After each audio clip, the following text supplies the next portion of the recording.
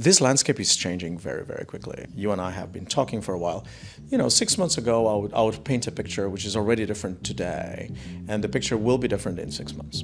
So we can really see how a lot of broadcasters, IP owners, and studios are, leaning into YouTube more and more.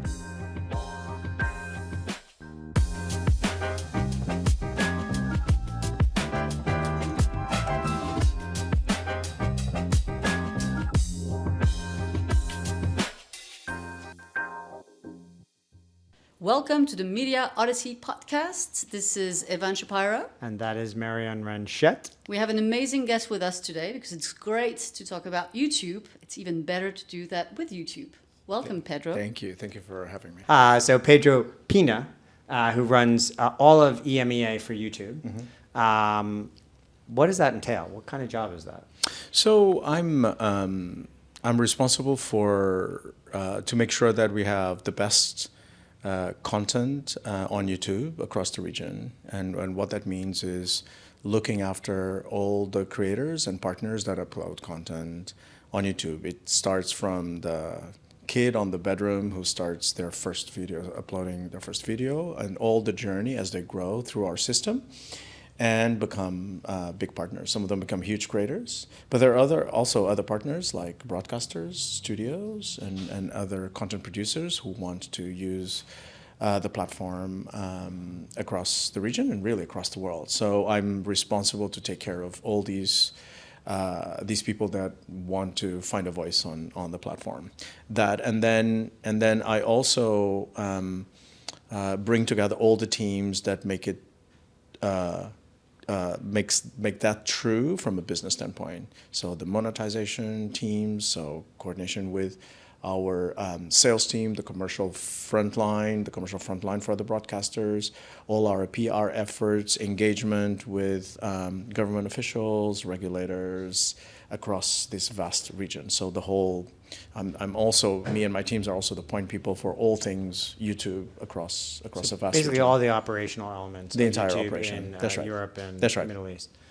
So you've been in Cannes for a few days. What's in it for you to be here in Cannes? Oh my God, what's not? Yeah. So on the very basic side, everyone knows our main monetization engine is advertising. So if we are not in Cannes, where else should we be?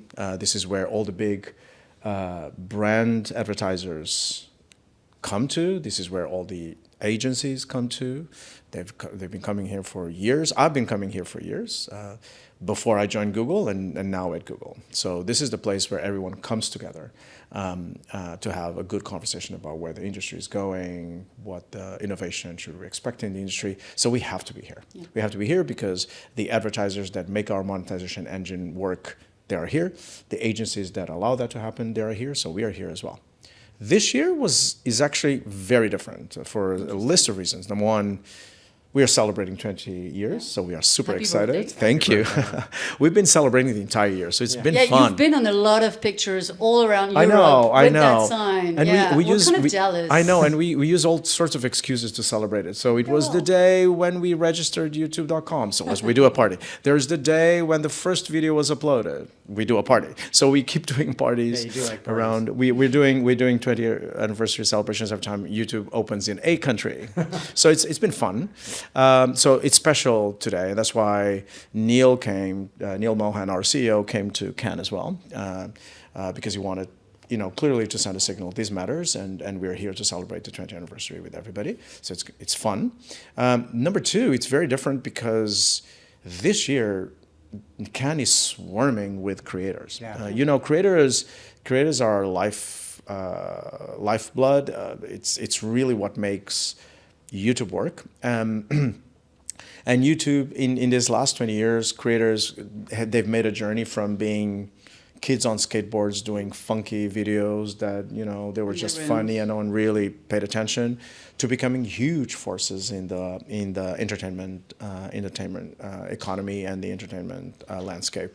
So So it is a big moment for advertisers who are eager to connect with those creators, to really understand how to connect to the creator economy and make it work for their brands. It's a very, very special moment in that sense. I mean, just 2 years ago, I've been coming here every year. So 2 years ago, or even last year, we brought some creators. It was fun. It was good. It was not the centerpiece. And now it is the thing that is happening. And makes it feel very, very special, actually. Yeah, last year you brought Colleen and Samir, which I love. Yeah. And they did a bit of a post-mortem after Cannes, and they were still saying how much they needed to educate big media, the rest of the industry. So you feel this has changed? How come? Well, it's very funny because last year and the years before was all about the why.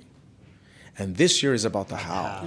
They just want to say, what I like, Right, how quickly, how can I, what's the fastest way, can you help us, how quickly can you help us? So it's a very different mind. There's not even a question mark as to if they should be considering it or not. You threw an event the other night. I think it's Creator Collective. Creator Collective. And you've been doing them where you basically convene creators around the world, right? That's right. And Neil talked about this the other night.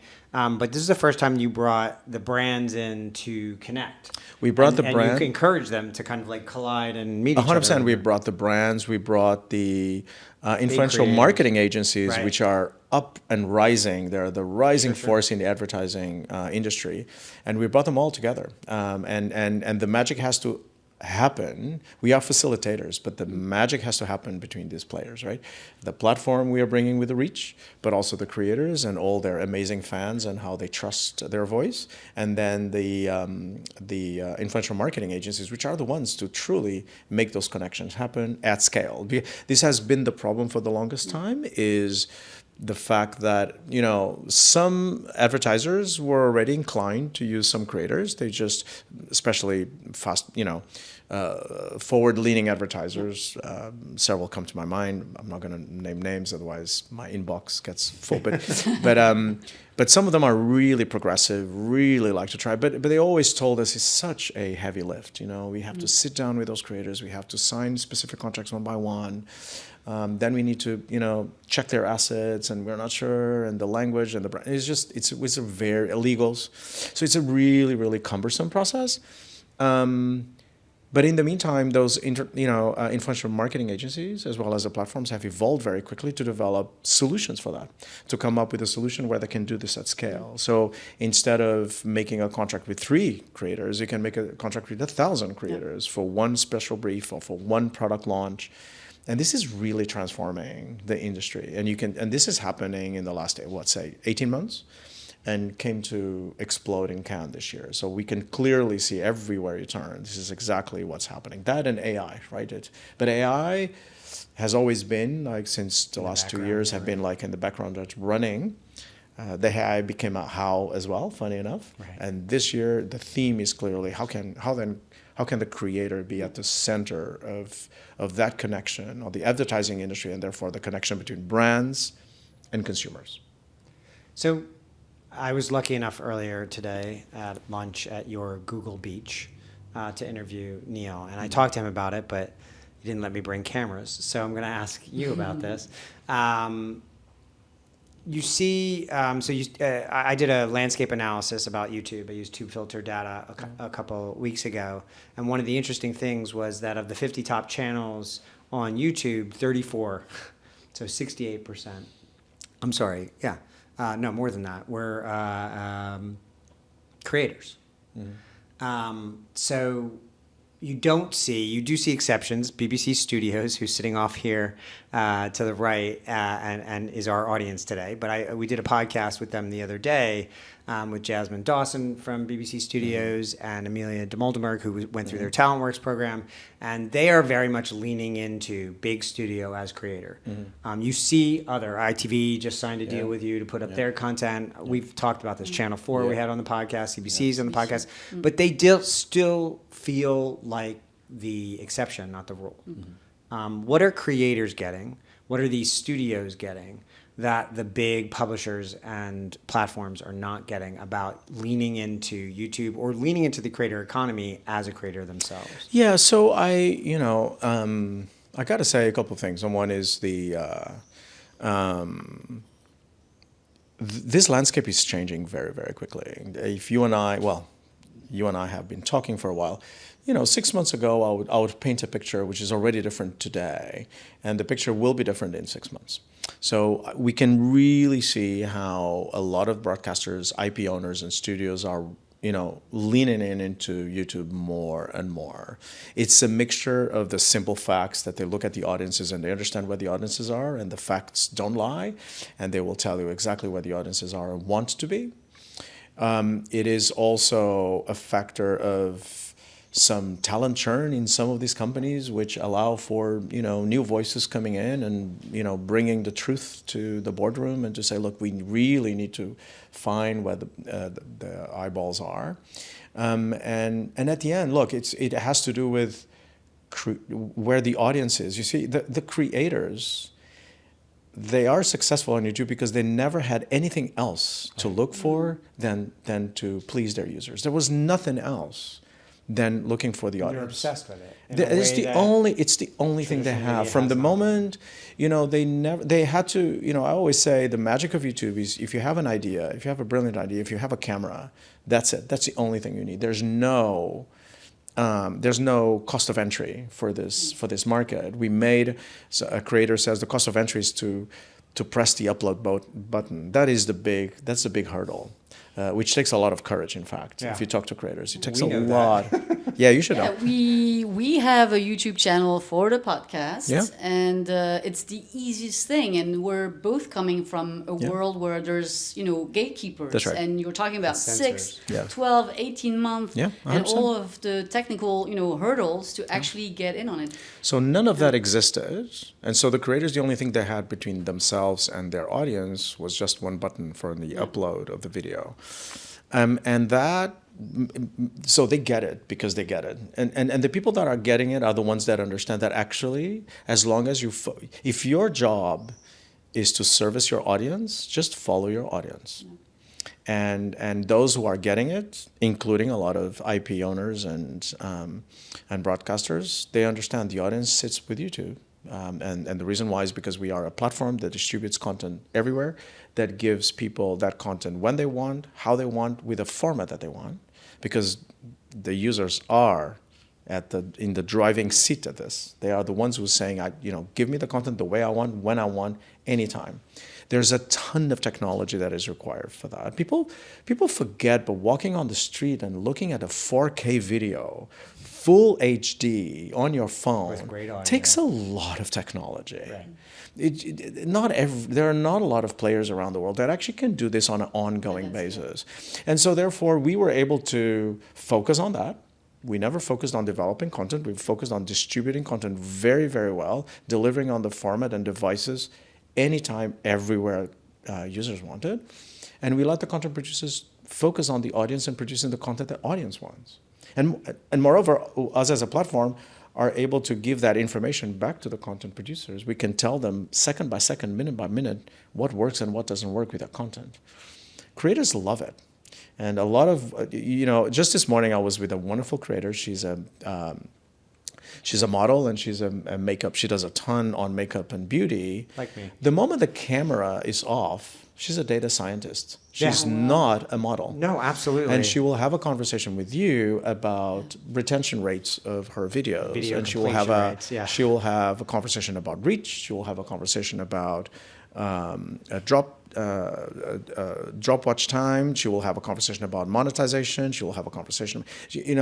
These creators are deeply embedded in understanding what is required technically to service the users that they so want. And what's amazing is that we created a system where they can do that. They can feed their passion, because at the end of the day, it's their passion, their voice, and they can make a living out of it. The ones to answer, this is a long-winded answer, the ones that don't get it are the ones that are focused on, I would argue, maybe not the right thing. They're focusing on keeping the costs they always had, keeping overhead that they should be revisiting, keeping their jobs and forgetting or keeping models of monetization that could be revisited and should be revisited. Yeah. And that doesn't mean dropping revenue. In fact, we have plenty of evidence that a lot of the, let's call it legacy partners that engage with YouTube, some of them see their revenues going up, not going down. So it's not as if you're losing, you're winning. And the reason why, it's because we bring a brand new audience who's in love with that content, but would like to see the content in the platform that they carry with themselves all the time. I do think the ones who don't get it are, I have this phrase, fear of finding out. They're afraid to find out how reliant they are on an audience they can't reach on traditional media. They're afraid to find out how hard it is. Neil called both on stage earlier today and then during our conversation in your beach, he called creators, the Hollywood startups, the new Hollywood startups. And I was talking to someone on the street doing an interview with them, and I said, I think there's this mythology that creators don't work hard. And he laughed his head off because they actually work harder per audience member, I think, than a lot of other outlets do. We were talking to Jasmine Dossman from BBC Studios the other day, and it's clear that they get it. They changed their entire business model to KPIs driven around love, passion, engagement, the things that the creator economy demand, a creator-first mindset. Mm-hmm. This is one of the oldest media companies in the world. They've transformed.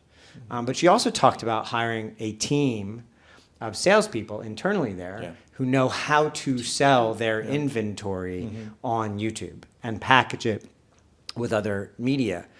Let's talk about that for a second, because while I was with Neil, I chastised him. I said, sometimes I don't feel you're great at explaining your partners program, specifically the part that allows the big studios and platforms to sell their inventory. Yeah. Can you talk? We have a very specific listenership. Yeah. We are creators. We know our fans. They're very interested in this. And every time we talk about YouTube, they yell at me. It's like, well, it's not real money, or they don't let you sell, or... Because we're still hearing a lot of, so we're going to say it as well, legacy players saying, an hour, with our own and operated, and an hour with YouTube, not the same value. Mm-hmm. So despite the fact that you're bringing, audiences at scale, and it's, in most cases incremental and folks that they can't reach, they're still very much looking at this as, what's in it for me in the long run? Where's the money? Does it replace what I'm losing from television? Yeah, exactly. But again, I think it looks at it the wrong way. So how do you describe it? So the and I think Neil mentioned this today. So the partner, but they weren't here. They weren't there. Where were you people? They weren't invited. And by day for the audio audience. So the partner sales program philosophically has the heart in the right place. Let's put it this way. The objective is to say, if you are a partner that has specific inventory which you believe should have a specific CPM, you should absolutely be able to identify that inventory, which you upload on YouTube, and we'll give you the possibility of selling that inventory at the CPM you believe you should be inventory. Whatever cost you believe, right? Whatever we and actually we don't look at that price. We don't. We define church and state, and we believe that, quite frankly, your inventory, you sell it to your clients at the price that you want. Neil went further today and even said, we've just learned, basically over the last 20 years, we've learned that we are not great at selling that inventory. The people that produce this content are the best at selling their inventory. They know the inventory really well. They know it from the inside. They can tell the story of it. We can't. We are selling at scale. It's just a different model. You're not selling their channels in particular. We are not, and we are not selling, exactly. So we're selling a different proposition, and we should not be selling that way. So content producers, when they go to partner sales, they should be able to have their inventory and sell it at the CPM they believe it's the right CPM for them. And the agreement is any inventory that you don't sell, you just push it to YouTube, and then YouTube just sells it at whatever CPM we do. So if you think about this, the way I just described it, it totally makes sense. Now, the reality on the ground is the product has some friction. There's operational friction. There's financial friction. There is lack of and that's on our side. There's lack of investment in spending enough time with our partners to really understand how to sell inventory on YouTube. there is an assumption of the partners that although they understand the content very, very well, selling inventory on YouTube requires new skills that they probably don't have, and they overestimate their ability to sell their inventory. So they bias towards the content per se. They don't understand that selling YouTube requires other skills on top of understanding your content. So by the time, and we have been investing in that product for a long time, let's face it. The product has been going on this program has been established for a long time, and we haven't touched it. Yeah. So the answer is yes and no. The philosophy is right. The heart is in the right place. Could we have done more, better training and more onboarding of some partners? Yes. Could the partners also do a better job at really understanding whether they do have the skill set that is required? And could we have taught them to do a good auditing internally to find out whether they're ready or not for the program? Probably should. So as usual in life, it's messy, and the truth is somewhere in the middle. But the good news is that we really, really believe that partner sales can really be a point of leverage we should use in the future. And we're going to be putting a lot of attention to make sure that we evolve the partner sales program to a place where it becomes an active and productive way to give the value of the inventory that is required to the partners who are really investing on that content. So expect more news in that front. You did make an announcement this week about OpenCall. Mm-hmm. That is a product feature. Oh, it's amazing. Yeah, it's amazing. So it's so remember what I mentioned before that brands the tedious part between bridging creators and brands. Totally. So if you ask a brand, any brand person right now to do a program with creators, they want to put a bullet through their brain because it is a very heavy lift. Yeah. Very manual, right? No, it's just hard. And so we developed, with OpenCall, we developed a way for you as a brand. Let's say you have something you want to launch. Mm-hmm. You go on OpenCall and you put on a briefing as complete as possible. Say, look, I'm launching this lipstick, and it's going to be in October, and these are the characteristics. You put on the briefing whatever you want. The more information, as you can imagine, the better. We'll give you ability to select the verticals and the type of creators which we believe are probably the best to answer to your briefing. And the briefing is then broadcast to the studios of creators. So creators will have a tab that will have, there's a briefing from a brand. So they go in and they find out that you're launching this thing, you're paying X amount of money for that. And you want a X amount of seconds an asset where you want, and you describe what you want. Yeah. Can you and here we give freedom to the brands. So as you know, some brands are more prescriptive, some brands will be less prescriptive. So they will say, I want you to use do a get ready with me video where you use this lipstick. Or other people will say, put yourself in front of a mirror and tell how beautiful, whatever it is. These are the talking points you should use. And then you as a creator, you produce the video and you upload the video for submission. The brands will then do, there's going to be a filtering capability for better quality because one of the dangers you can produce a piece of crap. What you were saying, it's a very open platform, so essentially anyone could submit. So we'll apply AI. We'll apply AI to help you out and to surface those which we believe are going to be a better answer to your briefing. And then you'll say yes, yes, yes, yes. You can put some comments in and say, okay, perfect video. Can you please just repeat it and don't use take the towel behind you on the bathroom or whatever. And then people will redo the videos, we'll post it again, they will get charged. So they will get the money through their AdSense account, so it will go through the usual monetization money that we put out. And the brands will have a ton of assets with a level of different assets produced by different creators with their authenticity, with their voice, using their product, and they can use it with paid media, or if they will give the possibility at some point as well to negotiate with the creators if they want to put it on their own channels and use their fans as one of the channels and extra reach. And this addresses a lot of the issues that we talked about before, and it's one of our answers to the how. When brands are saying how can we use creators, this is a very, very way.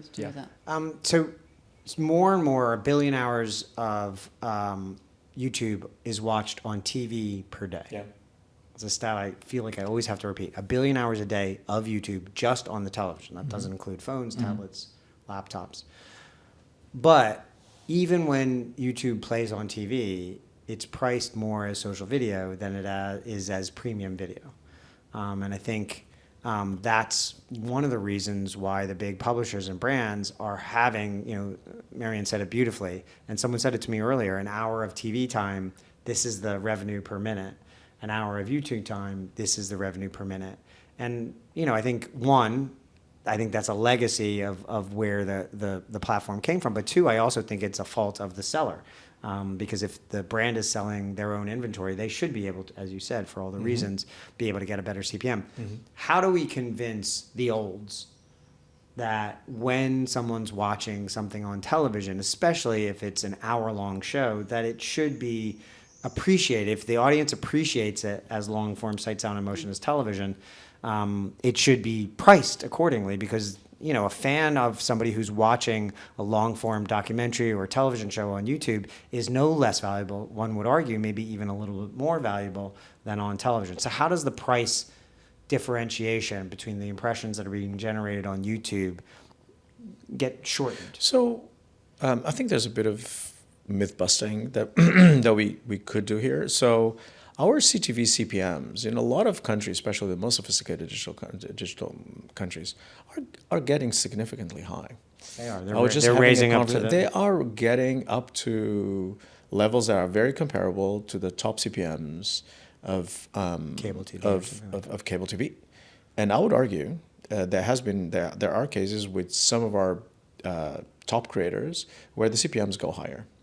The wonderful thing about pricing on YouTube, as everybody knows, is that the majority of our inventory CPM gets determined by auction. So it gets determined by the value that advertisers put on the audience that they're getting. So advertisers themselves are, at scale, they will be intelligent enough to price it the way they should, and they could. Because the auction has that beauty, right? If the auction allows you to get to the level of value that thing that is being auctioned has. And so we believe we have fine-tuned a really, really good system. CTV CPMs have been lower in the past. Because we were building the audience. And quite frankly, we did not have the content ready. The content was not probably with the quality that it should require. But I would urge, and I've had several conversations, including today, with some of the legacy players. I would urge them to go and check where the living room CTV prices are, because they really are getting very close, if not higher sometimes, than the classic TV pricing that is happening in most countries. So it's a long-winded answer to, I would check those facts again. It varies country by country, and of course varies vertical by vertical, but that's not new. No, it's TV we know too. sports is very premium, etc. So we could go on and on and on, and pretty much, really faster than anyone expected, our CTV pricing is getting very, very comparable with the market. So And I think that if we are fast forward 12 months from now, I think we are not having this conversation. If you fast forward 5 years, do you? I know it's Next question. It's impossible. Please tell me we'll be in a better place. So if we fast forward 5 years, do you feel that the ratio of creators to big publisher brands in the top 50 will shift? I made a prediction on stage the other day that it'll be equal, that the big studio brands will finally come to realize the value of this audience in particular and the value of the platform, and that of the top 50, 25 will be big brands and studios. Do you feel like that's a I don't goal, know. or? I don't know, and I don't care.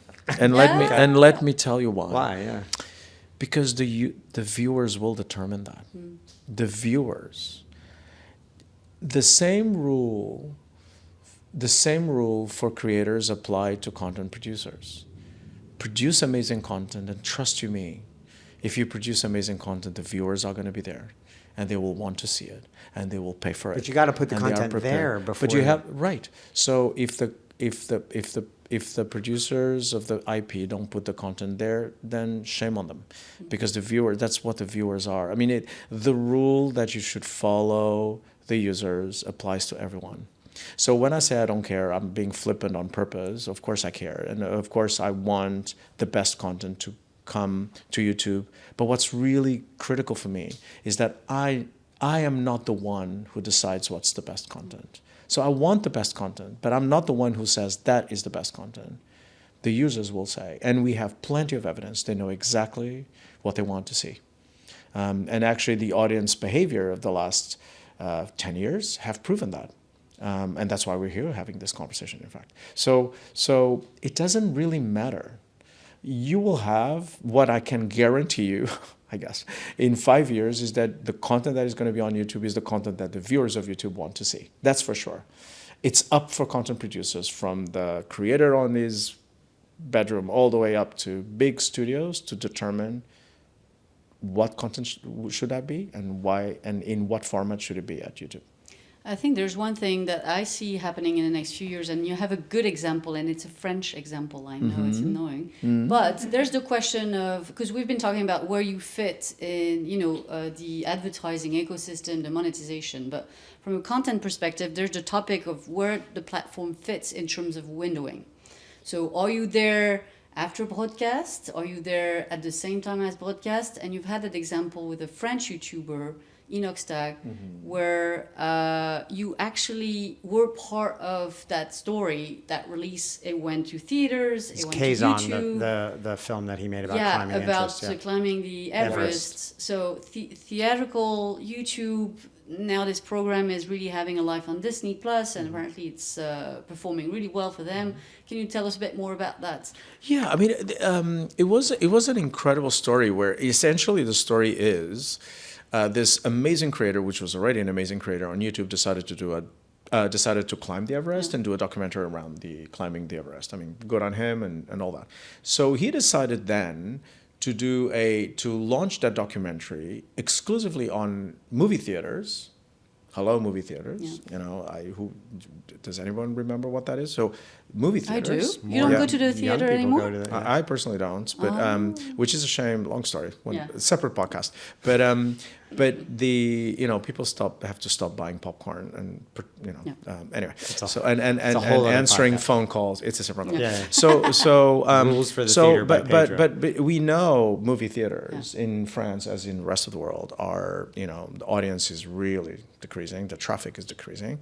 So he decided to do something very innovative. He decided to launch documentary exclusively on movie theaters, sell tickets for the movie theater. So it's an important thing. So he made money out of it. 300,000 tickets in one day. He sold it. He completely filled out all the theaters.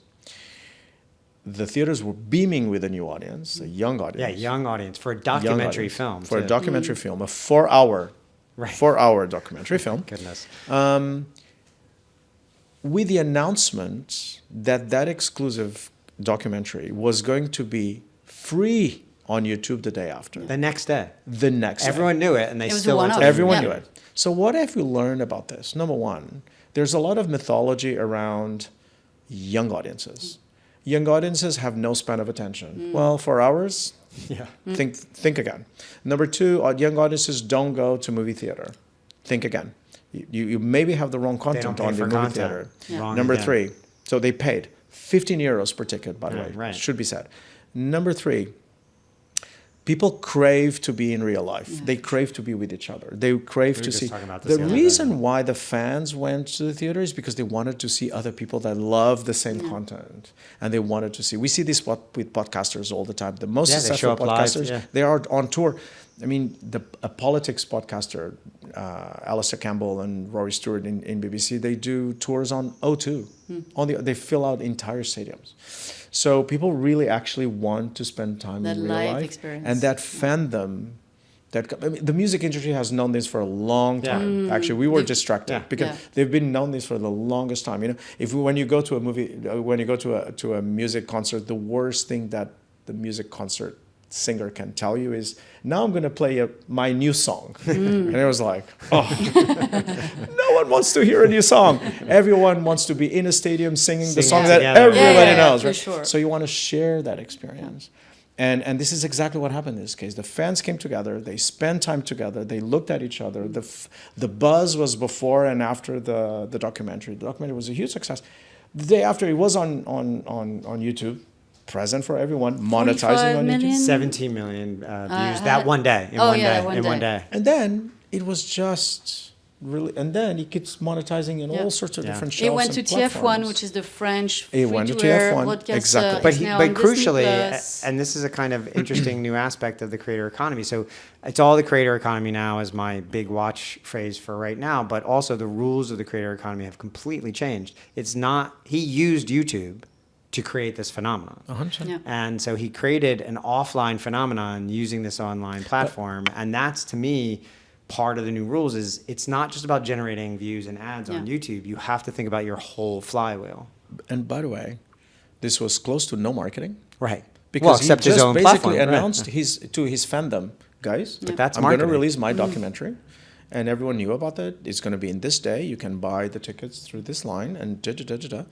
And, you know, the reason why I love this example is because it speaks about something you mentioned before, which is, you know, how should legacy companies think about this? So Embrace movie it. theaters are legacy by definition. Look at that. This one, MK2, is led by an absolutely visionary guy who decided to say, you know what? I'm not going to change where the audience are. What are you going to do? Like go around with guns to people to make them go to movie theaters? There is an issue with movie going. There is an issue. That's not where the audience wants to go. It's not to watch maybe that content. They want to watch other type of experiences. He was open to experiment with other types. Look at that. Just like that, he revitalized an industry which was not in great shape. Documentary theatrical films. Yeah. Very He reintroduced dead movie art. theaters to a new generation just by embracing the change and really understanding where the audiences want and how the audiences behave. And this is at the core of it. And so going very back to one of the questions you asked is, what's the difference between the people that get it and don't get it? The ones that get it is the ones that forget about all the things they've inherited, the systems that they have today, and to just look at the user and say, okay, what do we need to do in order to service your audience? And as long as you follow that basic rule, which can be tough and difficult and make you make really difficult choices, but if you follow that rule, it is what it is. I give you an example with YouTube. We built a very successful business on long form. And all of a sudden we had to launch ourselves on short form without knowing how to monetize. We're certainly going to cannibalize a part of our watch time by definition, because the same eyeballs don't multiply. We did not have the monetization engine on shorts ready as we had on long form. But guess what? The most important thing is the user. We need to give the user, the business will get there. That somehow, somewhere between advertisers and audience, and this will meet everyone where they have to be. And this is where we are today. Shorts is a huge engine. And now being monetized well. They're being monetizing very, very well. They're incredibly successful because we just follow the basic rule. And it takes a jump to do this, but we know it's the right jump.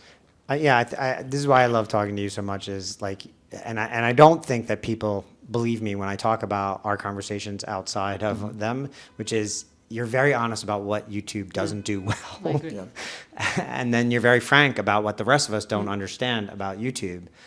So, it was great talking to Neil today. It was great to get you on the record on a lot of stuff here for our camera and for our listeners. And we would love to have you back.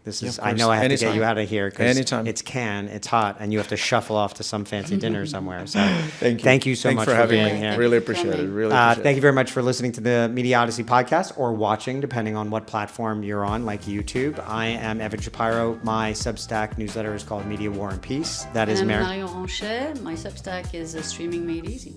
Thank you very much. We'll check you out next time.